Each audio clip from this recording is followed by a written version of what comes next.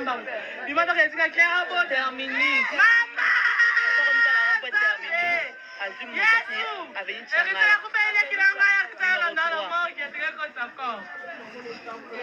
Nalemba terminus. Nalemba terminus. Baba mo. La changala numéro 3.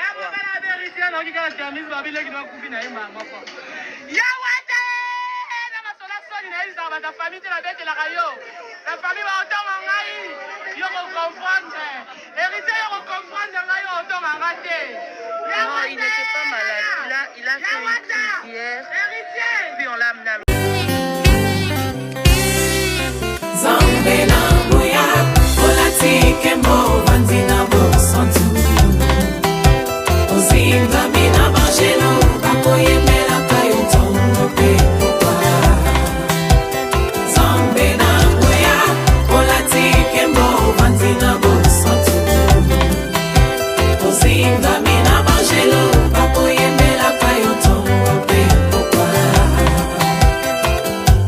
MDG TV, une chaîne Wint pour la cause de Christ.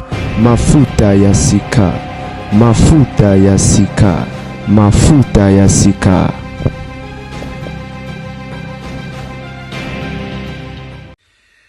Et la famille n'a pas obéta l'isolo à l'Iwan de Bonabiso,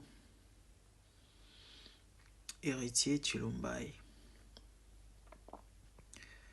Et pesi passe pesi mawa ndeko yendo sokola na douche abeti cri agangi abimeli bana bat ba otuna amonaki nini tope amonaki nani abimeli na douche ba kongole komba za beluka makambu na moni ba otanga ba na émission mo bache kombo ya artiste comédienne moko na bona tanga kombo na parce que comme là zo marambo tellement serré et risque ça va bisela moi ba to réputation balobi ye mutabimela na douche certainement parce que il faut ça bazaika moi sina mbal pourquoi simplement pour na ba vidéo mon habitude sur les tournage to zaika na vie normale na habitude sur bazai moi sina mbal je sais pas ba bana woyamba na bazo pesa na ba bisous balobi mso balobi ye muto certainement bimela na douche. Bon, les Arabes bilobela ba Congolais de bazalaka. Nani abimeli héritier tope amonaki nini na douche po bima mutaka la libanda. Na oki pasi bandeko na oki ma na moni ba image ya ndeko. Abane wokende cité Bethel na kata église azoyemba azokumisa nzambe azosanjola nzambe. Na vidéo na auto sala na shitaki en disant ceci. Tu sais que tu es chrétien. Hein? Kenda église undimela Yesu topo yebi nzambe. Rassure-toi. Ma colonomie baleza na kata bonzambe. Bible zolo basi tie ni chaud ni froid, je te vomirai. Un peu dehors, un peu dedans et fungola raba porte. Pesa accès na moyini na via moi na nzambe.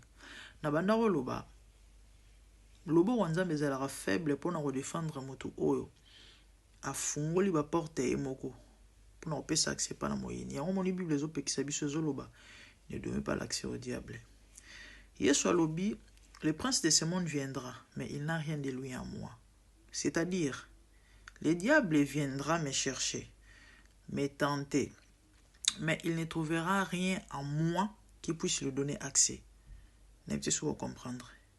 Parce que l'Europe sera diable nzela na bavi na biso. Tango en nous, tozalara de redevable pas na ye topé, tozalara na babiloko na ye kati na biso. N'êtes-vous sûr de comprendre? Les excès d'étable, l'idolâtrie, la débauche, l'adultère, les vols, tout ce qui est les œuvres de la chair. Tant où ils ont se retrouvé dans la vie à moi en Nzambe, il y a que aux ala relevable pas moyenne.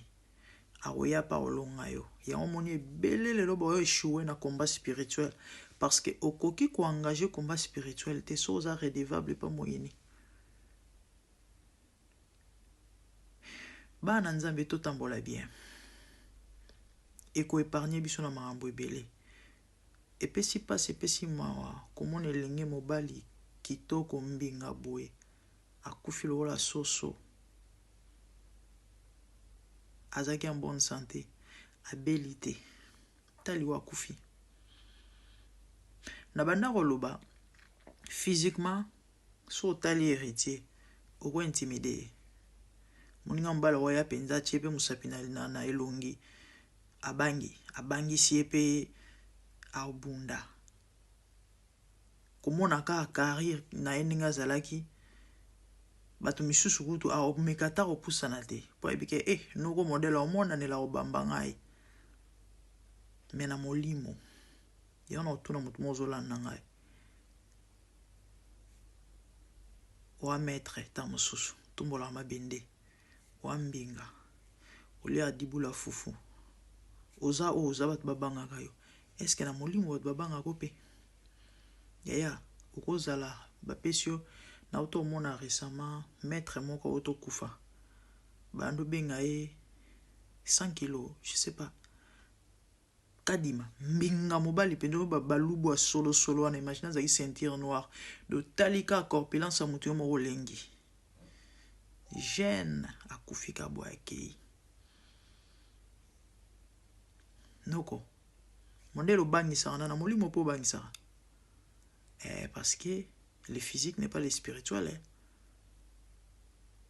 liwande wakufi on est africain zana wa osamba te ya liwa mwa mystique eta musu moto batina ya sala opération wana o aya ko betelo na douche ta musu mwa 10 ans ta musu mwa 5 ans mais spirituellement les petits pesés yaya pesé na molimo ke na musuni so pesé na molimo même na musuni ba bango parce que moto oya ko brutaliser physiquement parce que aux en apparence faible a okuta na makambo pona nini parce que spirituellement tu es fort si tu es concentré ton Dieu va te défendre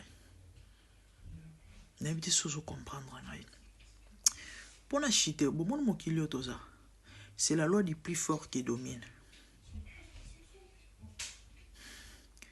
ba faible bazara bilia ya ba fort so za fuya ona lo balinga so za fue na molimo ya ba kodunda yo mama tombo la vie spirituelle papa tombo la vie spirituelle oye randaka mo Christ fort spirituellement eza sainteté vie ya kobanga nzambe ya koboya mabe ya koboya masumo ya kobatela kimia na bato ya kosepelisa nzambe ya kohonore nzambe ya koluka nzambe ya kotanga bible ya kosambela mingi erandaka mo Kristo fort spirituellement ya omoni ezoloba il est écrit on vous fera la guerre mais on ne vous vaincra pas ils viendront par un chemin ils se disperseront par 1000 c'est la rombeseti vous comprendre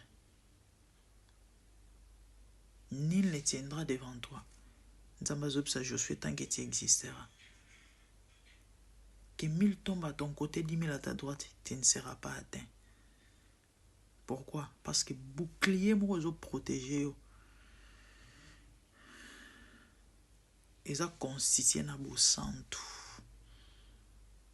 C'est lui qui vous a appelé saint, dit la Bible. Vous aussi, vous devez marcher dans la sainteté. Parce que les sumo et qui misera nzambe pene na biso. Et une fois nzamba a ke musika na yo, tu es exposé. Via loyenge, via salité, via basi, via bikobo, via masanga. Et qui misera nzambe et bendara moyene pene. Et du coup tu es vulnérable. Parce que c'est le spirituel qui dirige le physique. Et ba obomayo lokola soso. Bande otomi lenge le botande bat ba okufa ces derniers temps. Bilenge asali na vite ana ba ambition ana mambo bele fois sala tamso aboti te tamso aboti mwana moko kaka asilisi nanu te abali nanu te. Croyez-vous que c'est la volonté de Dieu? Oyena mokili tourisme obeti mwa tour et suki kaka nozongi otiki famille na pasi parfois yom tozali kunzi.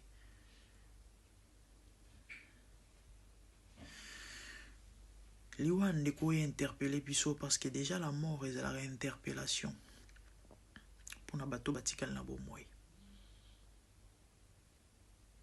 Oui. Bible Zoloba. Mieux vaut aller dans une maison de deuil que d'aller dans une maison de festin. Et celui qui vit prend la chose à cœur. Cela veut dire que toi qui es invité au monde mutualali, il faut ezalelo mo oyo ozo zwa à cœur. O milobela ke lobby demain viendra mon tour. Et ça a battu en réflexion. Et ça a battu en se remettre pendant mon konzi mokeli. Soy le long à peine à la liboué. N'a qu'une esika kimia. Et du coup, et au peso position. Comment est-ce que se situe dans mokeli à bateau? Mais malheureusement, bota alelo. Nous vivons comme si maman était libisoté. Et ma frère m'a dit lou. Liwa kalizage lo mawa. Yo place bat ba réfléchir, ba kabola mawa, ba comprendre que vie est vanité. Mais le comment on bisika ba rendez-vous, ya ba mabale sale makaba to balingana ka ba to ba melaka ba zododo ba sala ka ba ventir ba blague buzo ba mafinga ba nzembo salité. C'est ça. Et ya bongama, bongisa nzela na yo milengela. L'ami Fambote, encore une fois, depuis ce n'est pas bandi wa bolingo. Mon colonel yenga minue betina mte. Na loba to ça ta moi deux vidéos moko vidéo oyo eza plus moi lilendi moi lilendi bandi ko ba bolingo sur liwa ndeko na biso héritier Chilumbai. La famille nous sommes au courant. Ndeko na biso moko ya artiste comédien auti kotika biso. Et abandai ko sala théâtre balobi auta na groupe ya sans souci.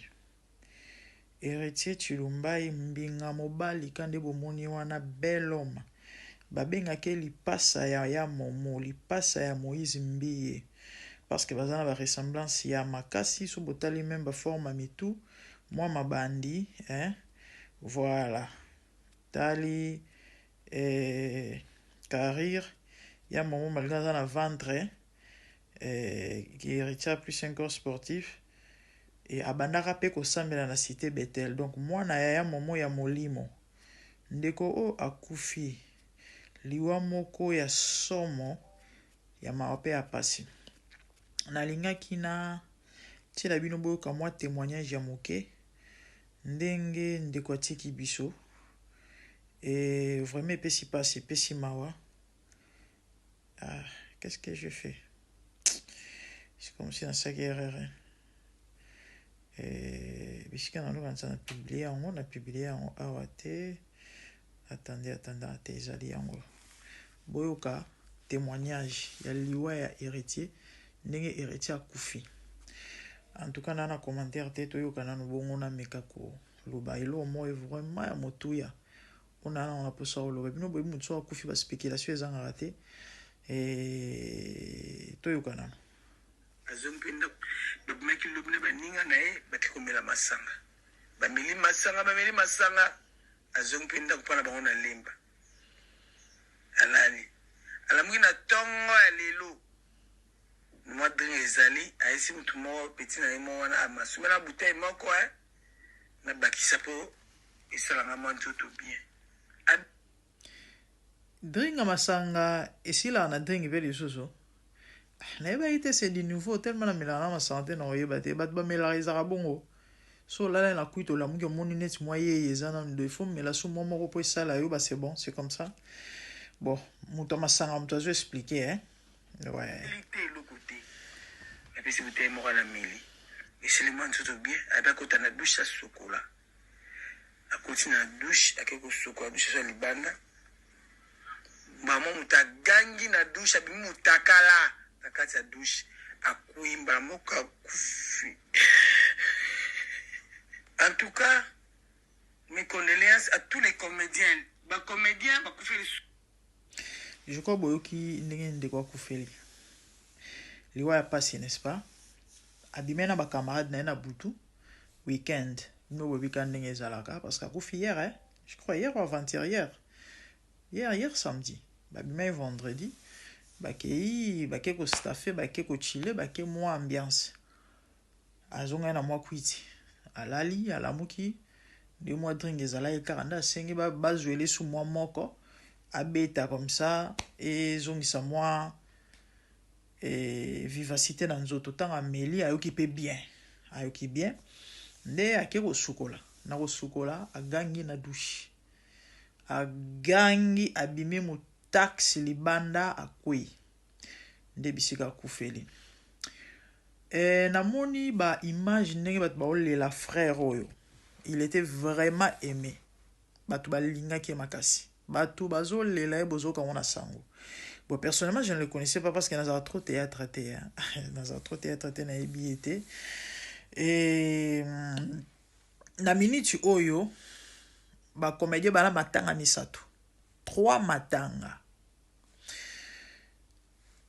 Karo autotika biso même pas une semaine moi c'est papa Bilali akufi na profiter na occasion na meka ko passer message na ba artiste comédien surtout ba responsable ba président net ba papa Caleb et Yatuke ba président Sai Fiston et papa Masumo et autres famille ya Bilali et se plaindre moko ya bandeko moko ya libota na famille ya libota na to pe na famille na ye abenga inga depuis 2 jours déjà yango ngona yeba ina ngapete que moi c'est papa Bilali akufi. Alors lui bazana regret ceux qui artistes comédien akufi en tout cas ba comédien ba zoaka vraiment soin topé charge ya o ya ba ndenge sengeli mais ba moni quand même indifférence makasi. Moi c'est papa Bilali akufi Bilali aza mutu monene na théâtre donc moi si na azali être cher azali o ya ye ya motuya donc liwa na ye ko ngakut na zepe étonné na yebi même pas kakufi na moni même pas na télévision na yoki ata sangote alobi balobi bazo regretter makasi en tout cas ndenge ba comédie singelaki bazwela makambo bazu yango bongote yango nga eta molobeli ya ba sans voix na yaki na passer message oyo pona lo bana bandeko ba artiste comédien c'est vrai bozana ba matanga belé za facilité ko se départager mais na yebi ke bozana organisation bon mekananu ko bongisa botala ce que vous pouvez faire pona roluka pe ko zoa soin ya matanga ya papa Bilali et kozala malamu bo betela on pe lisolo et bosa pe ba cotisation ndenge sengeli pona ndeko pe asepela quand même que azana famille parce que famille na ye ezali bino donc c'est ça message nazali na pona papa Bilali to continuer lisolo ndeko na biso héritier actuellement na bande ko loba ba comédien ba zala matanga misato OK et nayoki bon nayoki oui mais to yebi ezala bongo ba comédien ba kufa ebele na mbala moko oka 3 4 balandani kande to moni wana na habité soki bango moko lecture nini basali par rapport à makambo oyo et puis ba garde nini bazozwa pona ko arrêter hémorragie oyo pourquoi ba artiste comédien ba kufa kaka jeune pourquoi ba kufa peka pauvre pourquoi donc au fait pourquoi eza moi ebele bandeko ba comédien soki bokoyi ko vanda bo solola bo meka ko réfléchir c'est vraiment mbobele zo lobama ebele déjà banda ko lobama bino bobi période banda ko landa na ba mbula ne o ya ne wana mais to moni ba chaque année on dirait deuxième mois ndambo ekomi ba mo ku febele na mbala moko to éviter ce peso récupérer to éviter bino moko soki vraiment bozomi lobela nini parce que mambo belezo lobama non bakisi ba contrat ba nini et alliance o basala muto sali ke eza kolia kaka nkodi wana za kolia kana kati wana bo mambo belezo lobama mais bino moko pe etambatu elo o soki eko interpeller bino ozala malamu bande ona ngalo ba mom ke sur liwa ndiko na biso liwa vraiment ya pasi ya mawa ndiko na biso azaki frère azaki chrétien ana ko sambela na cité Bethel na lina interpeller ba Kristo soki oza chrétien yo moko consciemment ebike no ngana ndimela Yesu na mo Kristo rassure-toi. Et makolo na nyonso mibale eza kati na Yesu. Hein? Et a kati na bonzambe. Pourquoi? Parce que Bible zoloba so oza chote, oza froite, barosanza yo. Le fait à kozala un pied dedans, un pied dehors, et ezalara ba porte d'entrée. Oyo monguna profitera nango pona osala di mal na ba na nzambe. Or so fungoli porte. Lobo wa nzambe zara tellement faible pour défendre yo. Oui, pourquoi? Simplement parce que yo mon topesi accès. En mon Bible zoloba ne donné pas accès au diable. Kota la liwan de kwa kufi epesi ma epesi pasi. Asi a kufi pe a son âme tolo banini, mais étant africain, on peut tout comprendre. Muto inoro sukola abeti cri et abimi mutakala libanda akwei asikomba kufika wana. Na moi si moi lobi toza na tournage tozo benge tozo ete to kansine tukutuke abeti biso 12 a fauché biso na silika yikutu nzo ande héritier akufi diko abandi olela kotala mbinga mobali humainement parlant na boye na bomoto est-ce que héritier bako intimider to moninga mobali akotele mapenda liboso na pa bangi 7e mokongo na se mais na molimo ta musumu to sala opération aneka na 5 ans. Il faut okolisa molimo et non nzoto. Je vis le Seigneur assis sur un trône très élevé, et les pans de sa robe remplissent les temples. Des séraphins s'étaient au-dessus de lui et criaient l'un à l'autre, disaient Saint, Saint, Saint est l'Éternel des armées. Toute la terre est pleine de sa gloire. Dans les cieux des cieux, là où vivent les rois, il y a des créatures qui l'adorent et les louent. Dans les lieux célestes, là où règne mon roi, il y a des anges qui chantent jour et nuit en sa gloire. Les 24 vieillards et les 4 êtres vivants, ensemble avec les anges, chantent ensemble en air. Ils ont réussi l'ordre d'adorer les rois, car il est l'unique, le seul vrai Dieu. Seigneur, reçois favorablement les paroles de ma bouche, car les portes furent ébranlées dans leur fondement par la voix qui retentissait, et la maison s'était remplie de fumée. Glorifie-toi. Dans les cieux, sur la terre, même sous la terre, toute langue confesse que Jésus est Seigneur, car il est élevé au-dessus de toutes choses, et son nom est au-dessus de tout nom. Jésus, je m'avance devant toi, oh mon Dieu, mon roi, unissant ma voix avec ceux des anges, en jetant nos courants et des coups pleins de parfums odoriférants, nous rendons gloire.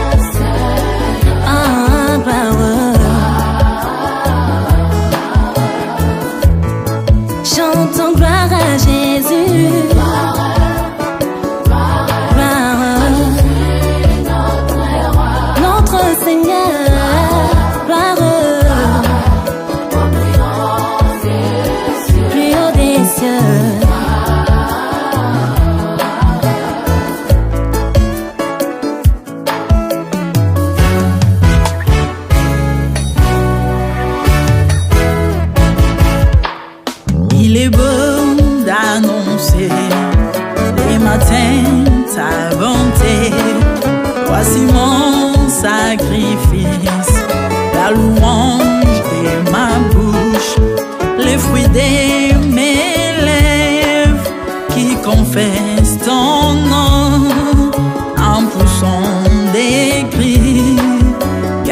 réserves sont grandes. Viens voir un jour dans ta face qu'Émile ailleurs, car tu es mon soleil, mon bouclier, ma tour forte. Tu mets dans la force du bif, tu m'arroses d'une huile fraîche. On est se plaît à contempler mes ennemis grâce à toi.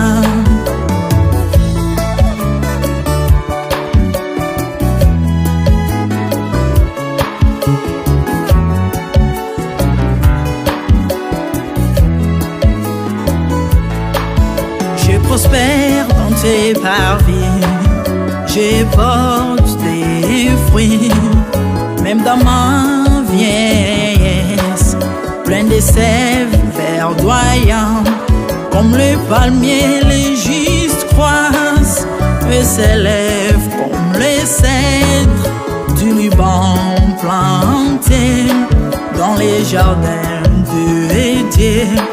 Dieu des vengeances s'élève pour venger mes ennemis. Il mettra la fin à la malice de leurs œuvres, car il est le tout-puissant, l'éternel des armées, El Shaddai Adonai, El Elyon Sabaoth.